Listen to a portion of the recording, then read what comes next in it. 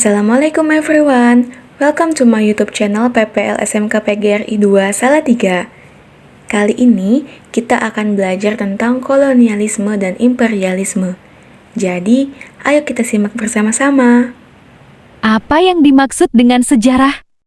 Sejarah berasal dari bahasa Arab yaitu syajaratun yang artinya pohon. Pohon memiliki makna pertumbuhan yang terjadi terus-menerus dari ranting, dahan, daun, bunga, dan hasil buahnya seperti peristiwa sejarah. Pertumbuhan pada seluruh bagian pohon dapat diartikan sebagai keturunan, asal-usul, dan silsilah. Sejarah menurut Bapak Sejarah Indonesia Sartono Kartodirjo. Sejarah merupakan gambaran tentang masa lalu manusia dan sekitarnya sebagai makhluk sosial yang disusun secara ilmiah dan lengkap. Sejarah juga memiliki unsur-unsur penting. Yang pertama ada manusia. Manusia memiliki peran penting dalam kemunculan sejarah karena umumnya sejarah bercerita tentang tindakan atau tingkah laku manusia dalam bidang apapun. Yang kedua, ada ruang. Ruang sebagai tempat yang merujuk pada aspek letak geografis suatu kejadian. Kemudian yang ketiga, waktu. Waktu menjadi unsur penting karena konsep sejarah mengulas tentang kegiatan manusia pada kurun waktu tertentu. Kurun waktu inilah yang menjadi batasan sejarah. Kita berlanjut ke fungsi sejarah. Yang pertama, sejarah sebagai edukasi atau pelajaran. Dengan belajar sejarah, kita bisa mengetahui secara rinci apa, siapa, dan dampak peristiwa tersebut. Yang kedua, sejarah sebagai penyampaian informasi terkait perkembangan ilmu pengetahuan dari masa ke masa. Yang ketiga, memahami peristiwa di masa kini. Peristiwa di masa lalu dapat menjadi cerminan dari apa yang terjadi di saat ini. Ini adalah gambaran kecil mengenai fungsi atau manfaat kita mempelajari sejarah. Kalau begitu kita masuk ke materi utama pembahasan sejarah Indonesia, mengenai kolonialisme dan imperialisme. Apa sih yang dimaksud kolonialisme dan imperialisme? Secara etimologi, kolonialisme berasal dari bahasa Latin, yaitu colonia yang artinya tanah, pemukiman, atau jajahan. Kolonialisme lebih berfokus pada penguasaan suatu wilayah. Sedangkan imperialisme berasal dari bahasa Latin yaitu imperare yang berarti memerintah. Imperialisme berfokus dalam penguasaan politik dan pemerintahan negara yang lain untuk memiliki pengaruh terhadap negara tersebut. Kita berlanjut mengenai latar belakang kedatangan bangsa Eropa ke Nusantara. Jatuhnya Konstantinopel ke tangan Turki Utsmani tahun 1453. Hal ini membuat harga rempah-rempah di pasar Eropa melambung sangat tinggi, karena akses mendapatkan rempah dengan harga murah tertutup. Oleh karena itu, mereka berusaha mencari dan menemukan daerah-daerah penghasil rempah-rempah ke timur. Kenapa sih mereka membutuhkan rempah-rempah? Ada beberapa alasan kenapa mereka membutuhkan rempah-rempah. Yang pertama sebagai penghangat tubuh. Yang kedua sebagai pengawetan pada makanan. Dan yang ketiga karena rempah-rempah memiliki nilai jual tinggi senilai dengan emas.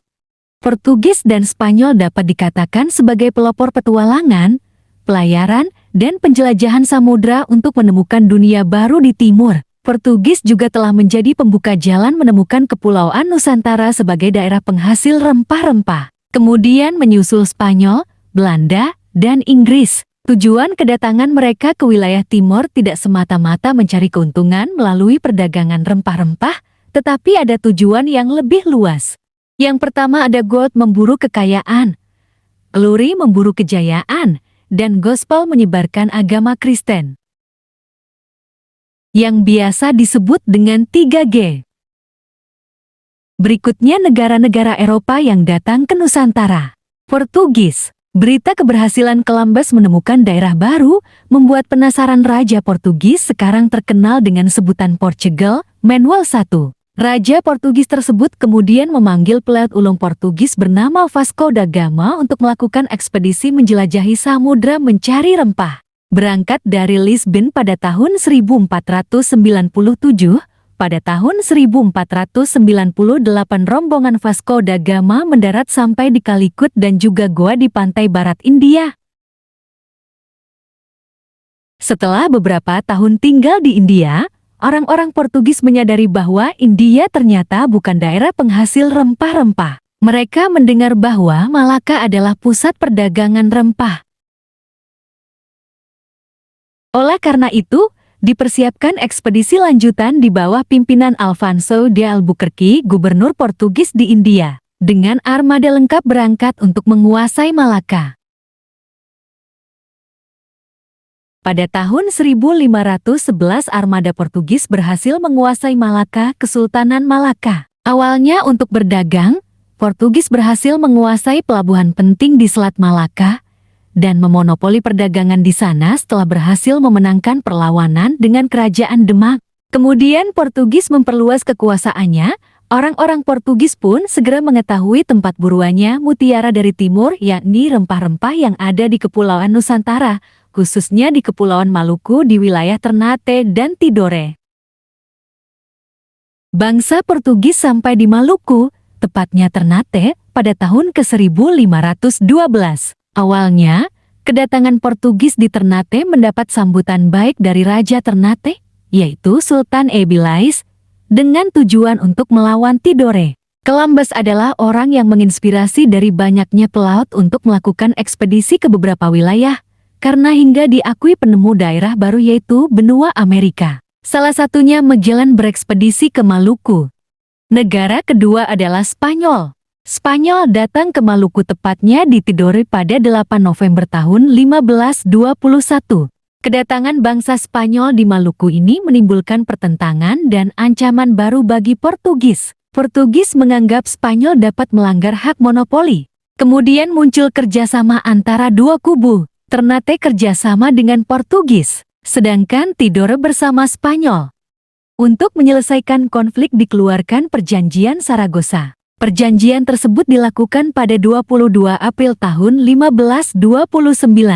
Perjanjian tersebut berisi, Spanyol harus meninggalkan wilayah Maluku dan kembali ke Filipina. Portugis dapat tetap melakukan kegiatan perdagangannya di sekitar wilayah Kepulauan Maluku. Negara berikutnya adalah Belanda.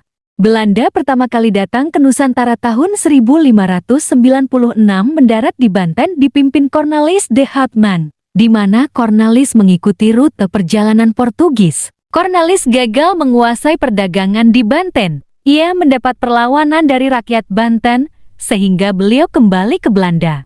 Kemudian ekspedisi selanjutnya dilakukan oleh Jacob van Neef pada tahun 1598 yang juga mendarat di Banten. Adakah yang tahu berapa lama Belanda menjajah Indonesia? Kita lihat faktanya.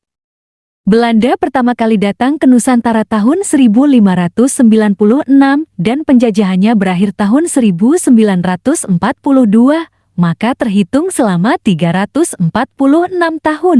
Namun apakah itu benar? Jika dihitung dari VOC penguasai Ambon tahun 1605 maka terhitung 337 tahun. Sebenarnya penjajahan tidak selama itu, justru Belanda ikut berkontribusi membangun Indonesia. Selanjutnya kedatangan Inggris. Inggris datang ke Indonesia pertama kali tahun 1579, dipimpin oleh Francis Drake. Setelah mendapat rempah-rempah langsung kembali ke negaranya. Ekspedisi selanjutnya dilakukan oleh Sir Lancaster, tiba di Banten pada tahun 1602 Masehi. Di India, Inggris membentuk kongsi dagang yang diberi nama East India Company (EIC) pada tahun ke-1600. Namun EIC kalah saing dengan VOC. Berkuasanya VOC memiliki kepanjangan Very Night East Indies Company. VOC berdiri pada tahun 1602 di Amsterdam. Berdirinya VOC dilatar belakangi untuk meraup keuntungan dan menyaingi EIC, perusahaan milik Inggris. Tujuan didirikannya karena pertama menghindari persaingan dagang Belanda, untuk mendapatkan persaingan dagang ekspor dan impor, dan yang terakhir untuk memperkuat posisi Belanda sebagai negara yang berkuasa.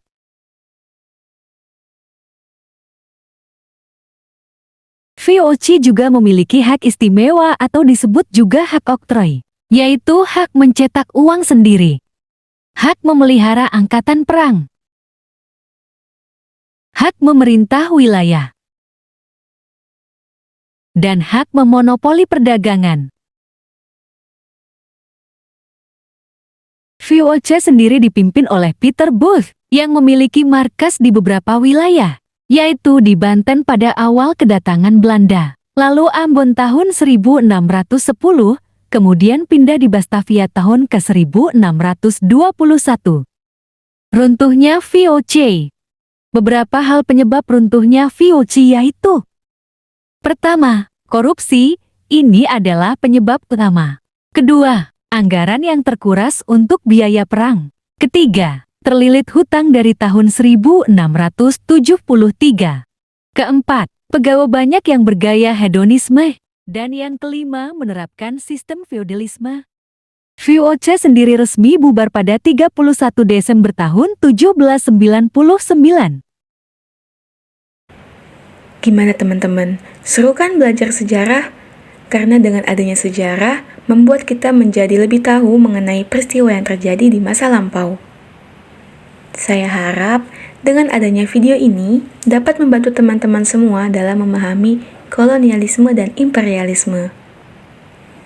Jalan-jalan bersama Yolanda. Jangan lupa untuk membeli Good Time. Terima kasih atas perhatian Anda, and see you next time.